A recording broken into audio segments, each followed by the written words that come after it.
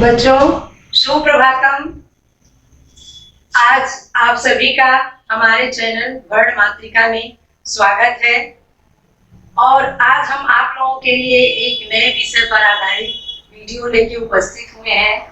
इससे संबंधित एक वीडियो आपको पहले भी दिया जा चुका है कि संस्कृत साहित्य एक सामान्य परिचय भाग 1 और आज हम संस्कृत सामान्य परिचय भाग 2 को लेकर उपस्थित हुए हैं और हमारा यही प्रयास है कि इससे संबंधित बहुत सारे प्रश्न आपको प्रतियोगी परीक्षाओं में प्राप्त हों और आप उसका उत्तर आसानी से हल कर सकें, यही मेरी शुभकामना है। तो आज हम जो आपके लिए वीडियो लाए हैं, आप देख रहे हैं कि संस्कृत साहित्य एक सामान्य परिचय भाग 2 है। इसमें पहले भी आपको बताया जा चुका है कि इसमें जो अनेक ग्रंथों के बारे में आपको हम अध्ययन करा रहे हैं कि आपको इससे ज्यादा सहायता मिल सके। जैसे क्रम संख्या हम एक खाका बनाए हैं आपके लिए, आप देख रहे हैं, आप इससे पूर्व भी परिचित हो चुके हैं। जैसे क्रमांक डालें, क्रम संख्या, ग्रंथ और ग्रंथकार, मतलब किस ग्रंथ के बारे में हम आपको बता रहे हैं और उसके ग्रंथकार कौन है। अगला कॉलम है आपका काव्य विधा। काव्य में अनेक विधाएं होती हैं, पहले भी आपको अवगत कराया जा चुका है। कथा है, आख्यायिका है, नाटक है, महाकाव्य है, खंडकाव्य इत्यादि है। और अगला है सर्ग या अंक, किसमें कितने सर्ग हैं, अंक हैं, जो भी हो। और फिर मुख्य रस इसका क्या है, इस ग्रंथ के बारे में जब हम बता रहे हैं तो उसका मुख्य रस क्या है, नायक कौन है, नायिका कौन है, इसका आधार ग्रंथ क्या है। आधार ग्रंथ से तात्पर्य मित्रों उपजीव्य ग्रंथ से है कि किस पे आधारित है, इसका वर्ण विषय कहाँ से प्राप्त हुआ है, समय किस समय की ये रचना है। और विशेष का तात्पर्य है कि इस ग्रंथ से संबंधित कोई विशेष बातें हो या कोई टिप्पणी हो तो इसके द्वारा हम आपको अवगत कराते हैं। तो सबसे पहले हम ग्रंथ जो है मेघदूतम के बारे में बताते हैं। मेघदूतम आप जान रहे हैं कि महाकवि कालिदास की रचना है और इसको पहले भी आपको इसके बारे में बता चुके हैं। मेघदूतम एक सामान्य परिचय वीडियो में आपको इसके बारे में विस्तार से बताए हैं, आप उसको देखिए और उससे बहुत सारे प्रश्न आपको मिल जाएंगे और आपकी सारी समस्याओं का समाधान उसमें प्राप्त हो जाएगा। तो मेघदूतम जो है महाकवि कालिदास की रचना है।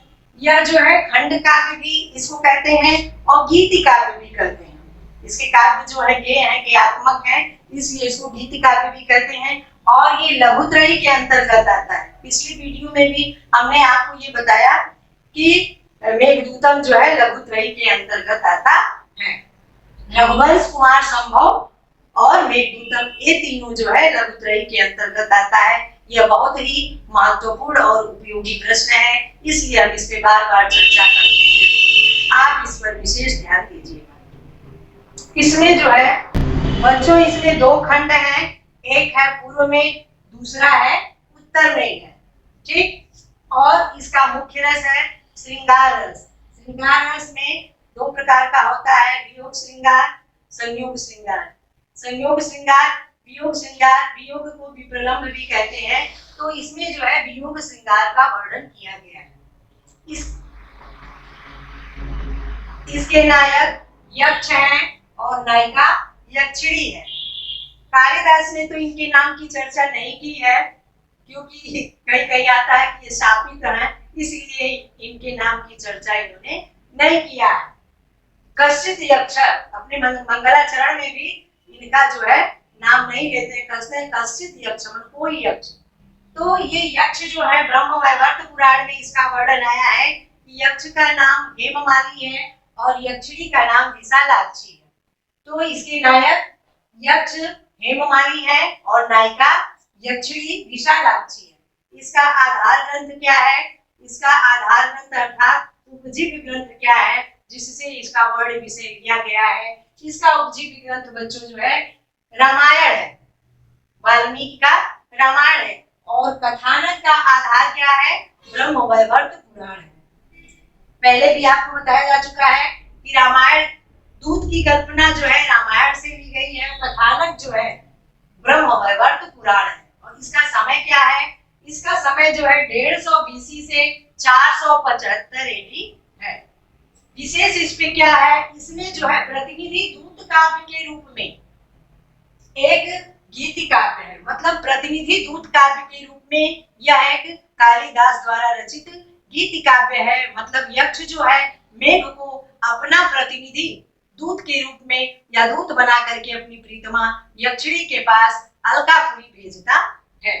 इसकी कथा इसमें वर्णित है, आप इसको जान रहे हैं। इसको हमारी पुरानी वीडियो में दूतम एक सामान्य परिचय को पूरा देखिए, समझिए और ग्रंथ का भी वाचन करिए, जिससे आपको हर जगह सहायता प्राप्त होगी। अब जो है हम आते हैं मित्रों दूसरे ग्रंथ पे, ये है हर्षचरितम। आप नाम सुने होंगे हर्षचरितम। हर्षचरितम जो है महाकवि बाणभट्ट की रचना है। किसकी रचना है? हाँ, महाकवि बाणभट्ट की। और यह जो है इसकी काव्य विधा क्या है? यह आख्यायिका है। इसकी काव्य विधा जो है आख्यायिका है। और यह कितने सर्ग या अंक में है? यह जो है इसमें 8 उच्छ्वास है।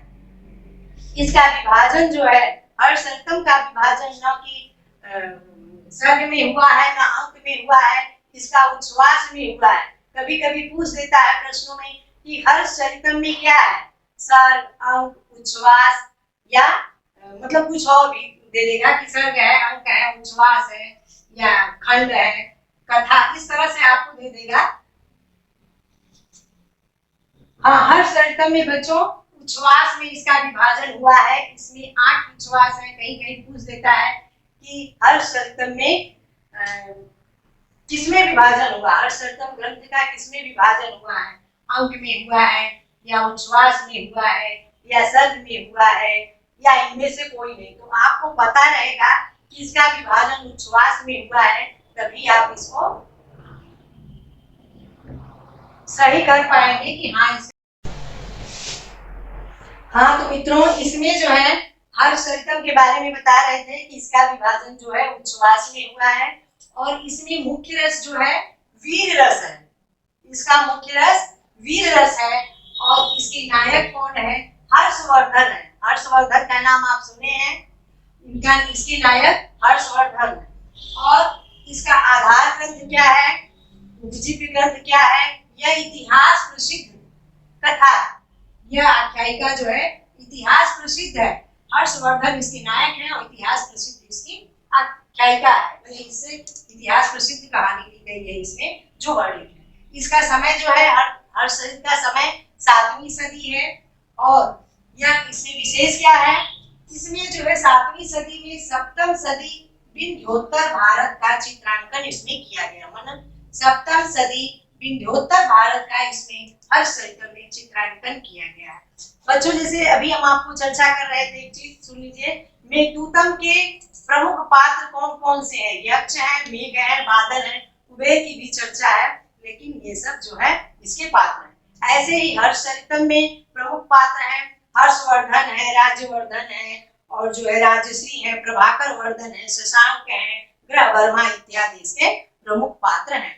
उसमें हम ज्यादा नहीं जाएंगे क्योंकि वीडियो बहुत लंबी हो जाएगी। थोड़ा थोड़ा आप उसके बारे में जान जाइए और इसका अध्ययन कीजिए। अब हम तीसरे नंबर पे आते हैं। तीसरे नंबर का ग्रंथ जो हम बता रहे हैं आपको वो है कादम्बरी। कादम्बरी कादम्बरी पूछा जाता है, कहीं कहीं आ जाता है कि कादम्बरी किसका पर्याय है ना?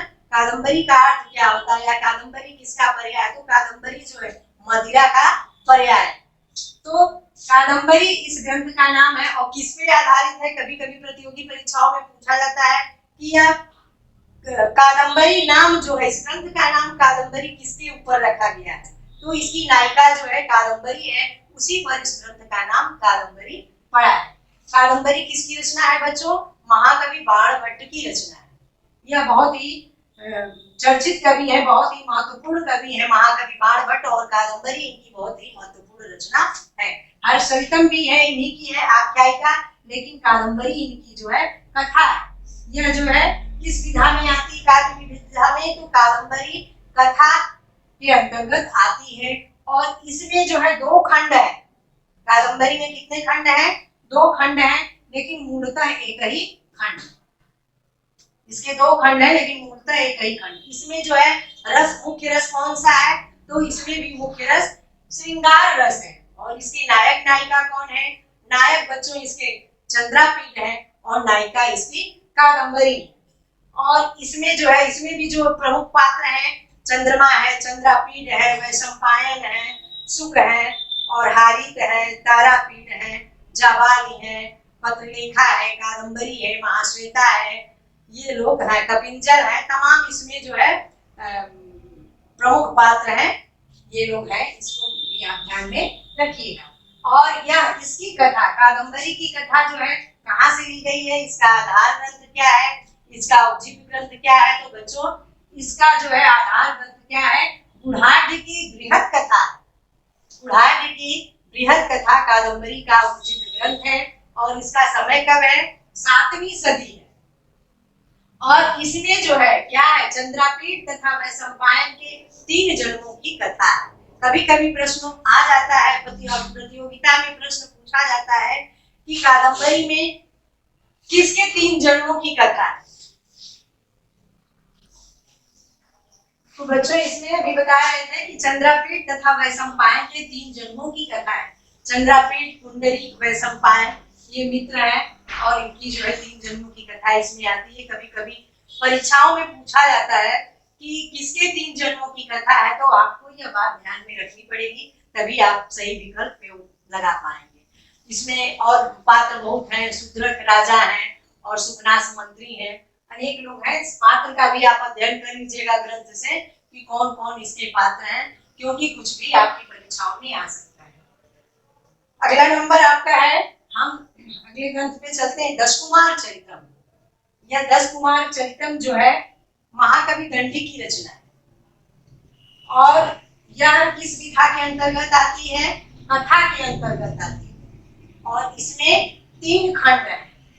रस कौन सा है, मुख्य रस इसका श्रृंगार है और इसकी नायक नायिका कौन है, नायक इसकी राजवाहन है और नायिका अवंती सुंदरी। अवंती सुंदरी इसकी कथा भी या इसका आधार ग्रंथ या उपजीव्य ग्रंथ जो भी कर लीजिए, इसकी भी बृहत कथा है। बृहत कथा, गुढ़ाढ्य की बृहत कथा इसका आधार ग्रंथ है। इसमें भी 600, इसका समय 600 एडी लगभग बताया जाता है कि दशकुमार चरितम का समय 600 एडी लगभग है। इसमें 10 कुमारों का, इस ग्रंथ में 10 कुमारों का विविध इतिवृत्त वर्णित है और अष्ट उच्छ्वासात्मक द्वितीय खंड मूल भाग है। मतलब इसमें 10 कुमारों का विविध इतिवृत्त वर्णित है और अष्ट उच्छ्वासात्मक द्वितीय खंड मूल भाग है। इसमें भी जो है अनेक पात्र हैं, जैसे मान लीजिए राजहंस हो गए, मानसार हो गए, राजवाहन हो गए, अर्थपाल हो गए, पुष्पोद्भव हो गए, पद्मोद्भव हो गए, अपहार वर्मा, उपहार वर्मा, विश्रुत हो गए। इस तरह से अनेक इसमें पात्र हैं। तो आप सबका जो है अध्ययन कर लीजिए और अच्छे से पढ़ लीजिए। इसी तरह से कादंबरी में भी बच्चों जो है चंद्रापीठ और कादंबरी एक मुख्य नायक नायिका है, इनकी प्रेम कथा का इसमें वर्णन है और महाश्वेता है, पत्रलेखा है, तमाम पात्र पात्रा इसमें पात्र है, अनेक पात्र इसमें है। अब जो है, हाँ तो बच्चों अब हम अगले ग्रंथ पे आते हैं। अगला ग्रंथ हमारा है अभिज्ञान शाकुंतलम। अभिज्ञान शाकुंतलम आप जानते ही हैं, इसके नाम से पहले भी वीडियो में इसके बारे में बता चुके हैं कि अभिज्ञान शाकुंतलम, शाकुंतलम शकुंतला की अभिज्ञान अर्थात पहचान, शकुंतला की पहचान है, उसी पे आधारित इसका नाम अभिज्ञान शाकुंतलम पड़ा। और यह जो है महाकवि कालिदास की रचना है। किसकी रचना है, महाकवि कालिदास की। और यह भी जो है इसकी काव्य विधा नाटक है। अभिज्ञान शाकुंतलम नाटक है, बहुत ही महत्वपूर्ण नाटक है, इसके बारे में आप जानते ही हैं। और इसमें जो है 7 अंक है, कुल जो है 7 अंक है और इसमें मुख्य रस श्रृंगार रस है, मुख्य रस श्रृंगार है और बीच में इसका चतुर्थ अंक जो बहुत महत्वपूर्ण है उसमें करुण रस है। नायक इसके हैं दुष्यंत हैं और नायिका जो है शकुंतला है। इसका उपजीव्य ग्रंथ क्या है, महाभारत। महाभारत और पद्म पुराण से इसकी कथा ली गई है, इसलिए इसका आधार ग्रंथ या उपजीव्य ग्रंथ महाभारत है। समय क्या है? 150 बीसी से 475 एडी। अभिज्ञान शाकुंतलम का समय 150 बीसी से 475 एडी है। इसमें विशेष क्या है? इसकी टिप्पणी क्या है विशेष?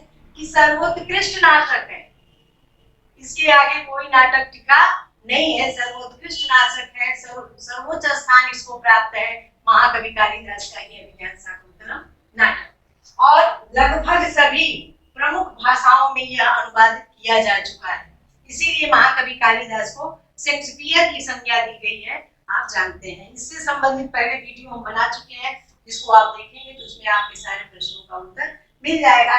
इसमें प्रमुख पात्र कौन कौन है? दुष्यंत है, शकुंतला है, कर्ण है, विश्वामित्र है, मेनका है, और प्रियंवदा है, अनुसुईया है, भरत है, और जो है कि दुर्वासा ऋषि के मातली है, और अध्यक्षा गौतमी है, सारंगरव सार्थक, अनेक इसमें पात्र हैं, जिसको कि आप ग्रंथ के अध्ययन से या वीडियो में देख करके जान सकते हैं कि कौन कौन है।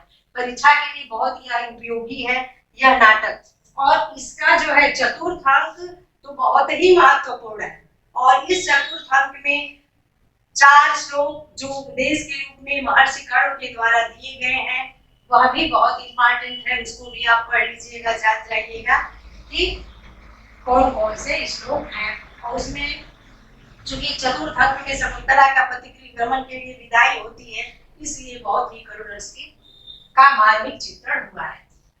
और इसमें जान रहे हैं कि अभी शकुंतला की माता मेनका है, पिता विश्वामित्र है, लेकिन पालित पुत्री किसकी है? महर्षि कर्ण की है, और दुष्यंत शकुंतला के बीच में गांधर्व विवाह हो जाता है, ये सब इसकी कथा है। अगला ग्रंथ हमारा है विक्रमो उर्वशीयम। विक्रमो उर्वशीयम भी नाटक है, और यह भी जो है महाकवि कालिदास रचित नाटक है।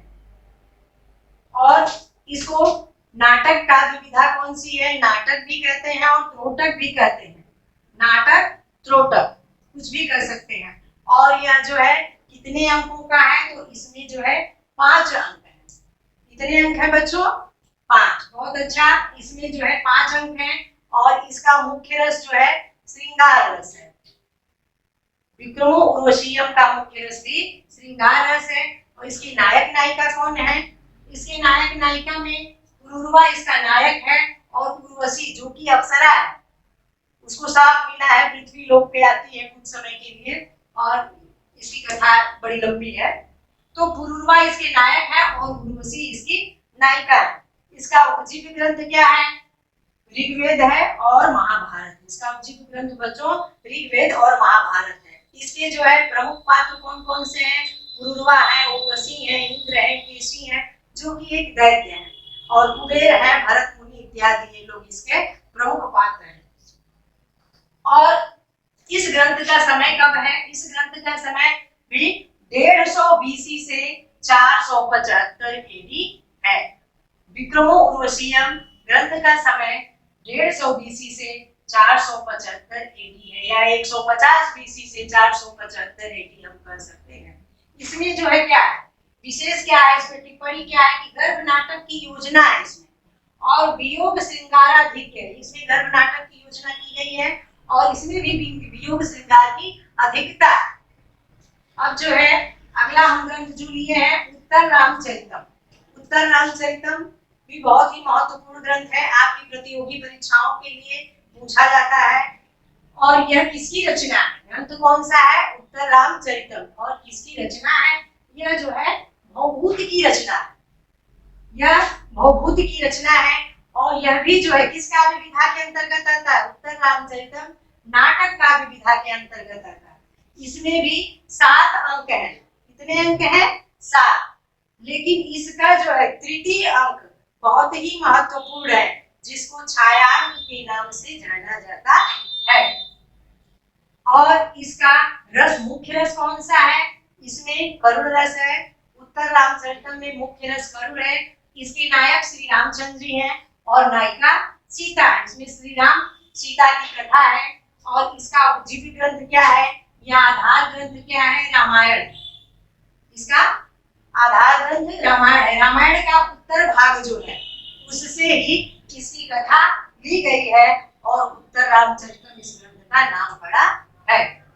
इसके प्रमुख पात्र हैं श्री रामचंद्र हैं, सीता हैं, वाल्मीकि हैं, तमसा है, पुरला है और ये लव है, कुश है, लक्ष्मण है, शंभुक है, अनेक लोग इसमें जो है पात्र हैं। और इसमें इसका समय भी जो है 650 से 750 एडी है।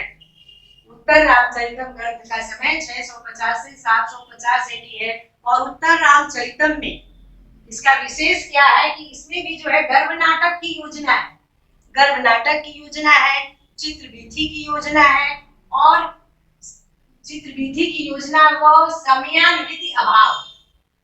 दूसरी चीज सबसे महत्वपूर्ण इसमें यह है, इसमें जो है अभी बता रहे थे बच्चों कि गर्भ नाटक की योजना है, चित्रवीथी की योजना और समयान्वित अभाव है। और यह ग्रंथ जो है विदूषक रहित है। उत्तर रामचरितम विदूषक रहित है। कभी कभी अक्सर प्रतियोगी परीक्षाओं में पूछा जाता है कि विदूषक रहित रचना कौन सी है। अब आप भ्रम में पड़ जाते हैं कि कौन सी रचना विदूषक है, सब में जो है विदूषक है और किसमें नहीं है। तो उत्तर रामचरितम जो है विदूषक रहित रचना है, इसमें विदूषक नहीं है। दूसरी चीज इसमें जो है, जैसे तीसरा अंक अभी आपको बताएं कि बहुत ही महत्वपूर्ण है, जिसको छाया कहते हैं। श्री रामचंद्र जी जो है पंचौटी में प्रवेश करते हैं और लोगों से जब उनका संवाद होता है तो श्री रामचंद्र जी मूर्छित हो जाते हैं और गुप्त रूप में, गुप्त शरीर के रूप में, छाया के रूप में सीता प्रकट होती है और उनकी मूर्छा को दूर करती है। अर्थात सीता के स्पर्श से श्री रामचंद्र जी की मूर्छा दूर होती है, इसलिए इसका नाम जो है छायांक पड़ा है। और उत्तर रामचरितम में भी आपको बताया कि इसमें रामायण के उत्तर भाग की कथा का वर्णन किया गया है। इसमें गर्भवती सीता को वन में छोड़ दिया जाता है और वह महर्षि वाल्मीकि के आश्रम में जाती हैं, जहाँ पे लव कुश का जन्म होता है। उसके बाद जो है लव कुश के जन्म और लास्ट तक, अंत तक जो है श्री रामचंद्र से युद्ध का, अश्वमेध यज्ञ का और घोड़े का छोड़ा जाना और घोड़े को पकड़ना, फिर युद्ध की योजना है, सब इसमें वर्णन किया गया है। इसको जब आप पढ़ेंगे, ग्रंथ का वाचन करेंगे तो आपको सारी बातें समझ में आएगी। और इस वीडियो को आप पूरी अच्छी तरीके से देखिए, पूरा देखिए और इससे संबंधित पहले जो हमारी वीडियो अपलोड की गई है उसको भी आप पढ़िए, ताकि आपके प्रतियोगी परीक्षाओं में बहुत सारी मदद मिल सके और सहायता मिल सके। हमारी यही शुभकामना है कि आने वाली आपकी जो टीजीटी पीजीटी की परीक्षाएं हैं उसमें आप ज्यादा से ज्यादा प्रश्न हल करिए और आपको सफलता प्राप्त हो। और हम जो ये आपको वीडियो लेके आए हैं या आपको जो ये खाका दे रहे हैं, यह मतलब नहीं कि प्रश्न इस टाइप का आएगा। आप जान रहे हैं कि इससे संबंधित कोई भी प्रश्न इस पे आधारित बनेगा कि यह ग्रंथ किसका है, या इस ग्रंथ का नामकरण किसके ऊपर हुआ है, या इसके रचनाकार कौन है, या इसकी काव्य किस काव्य विधा के अंतर्गत आता है, या इसमें कितने अंक हैं, या कौन सा मुख्य रस है, इसके नायक कौन है या नायिका कौन है, इसका उपजीव्य ग्रंथ क्या है, या इसका समय क्या है, या और वगैरह वगैरह जो भी आपको हमने बताया विशेष में भी, टिप्पणी में भी कि क्या क्या इससे प्रश्न किए जा सकते हैं। तो आप इसको अच्छे से देखिए, समझिए और जो है कि अपने प्रतियोगी परीक्षाओं में अच्छे अंक को ले आइए। तो मित्रों, अगर आपको पसंद आई हो तो हमारी वीडियो को लाइक कीजिए, अपने मित्रों में शेयर कीजिए ताकि वह भी उसका लाभ उठाएं। और अगर हमारे चैनल पे आप नए हो तो हमारे चैनल को सब्सक्राइब कीजिए। अगर पूर्व में इसको सब्सक्राइब नहीं किया है तो हमारे चैनल को सब्सक्राइब कीजिए और लाल बेल को दबाइए ताकि हमारे सभी नोटिफिकेशन आपके पास उपलब्ध हो सके। इसी शुभकामना के साथ कि आप प्रतियोगी परीक्षाओं में सफलता प्राप्त करें। धन्यवाद।